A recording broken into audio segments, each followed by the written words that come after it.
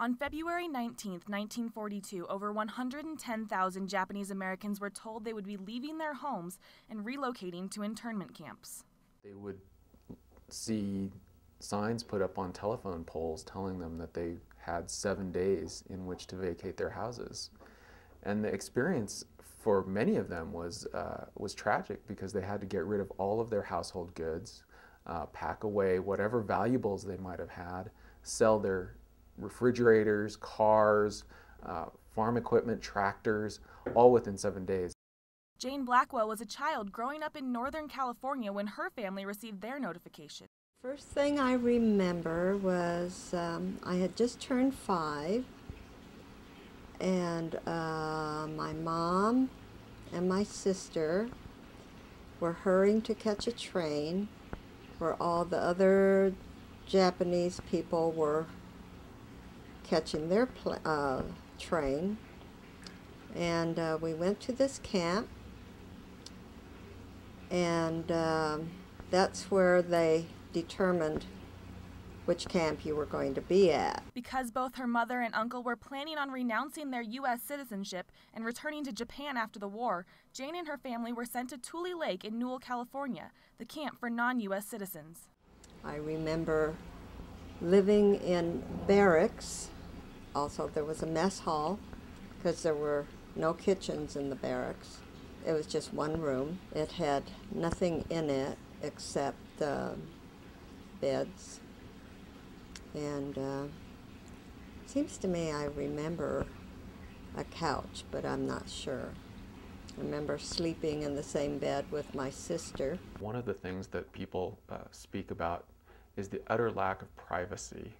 So there were multiple families in barracks that were separated into apartments only by sheets hung on lines. Another sort of invasion of privacy was the Japanese Americans found very difficult to deal with was the public latrines.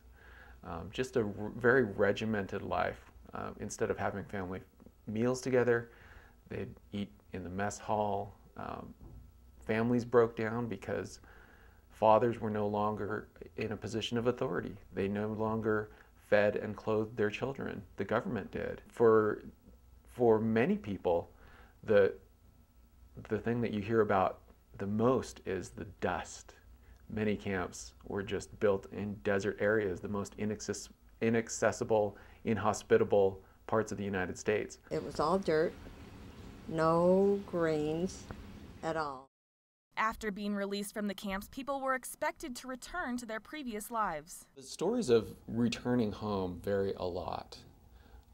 I think one of the great tragedies that we don't really know that much about is that so many people lost everything, their homes, their businesses, their ways of making a living. Because Jane was so young in camp, she returned to society with a big future ahead of her, one that was very different from the one her family had expected before the camps. I was amazed at all these, being able to go to the store and going to the movies, and but I don't remember having a hard time transitioning from one thing to the other.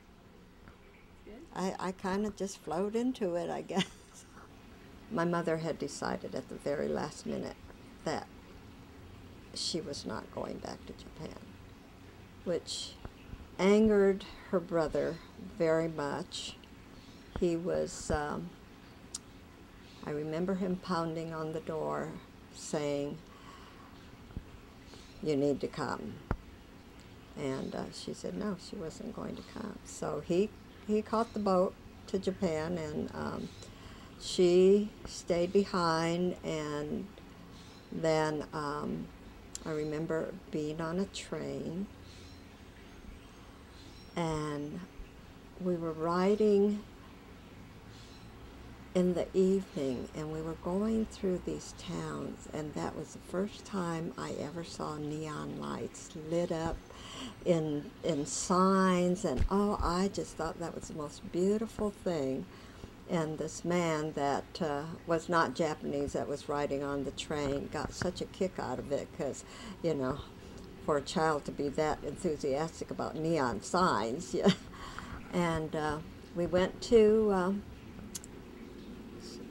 San Francisco, and my mother got things in order, and then we took a train to Chicago, and she made a life for us. Like so many others, Jane went out to live out her life with happiness, but never forgot the events of her past.